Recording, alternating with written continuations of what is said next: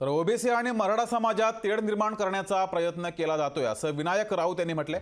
जरांगेंनी मराठा आरक्षणाचा लढा थांबवू नये असं सुद्धा त्यांनी म्हटलंय। सरकारनं दिलेला GR परिपूर्ण नाही।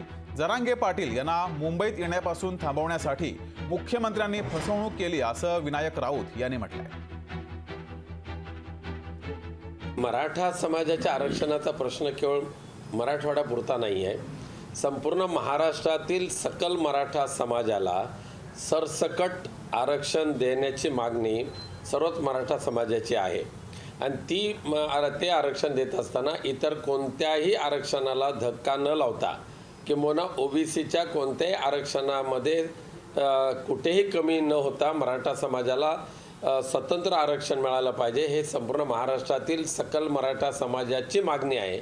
ती जोपर्यंत पूर्ण होत नाही तोपर्यंत मनोज जरांगे पाटील यांनी मराठा आरक्षणाचा लढा मॅन करू नये, तो प्रखरपणे चालवावा, तरच मराठा समाजाला कुठेतरी न्याय मिळेल, अन्यथा मिळणार नाही।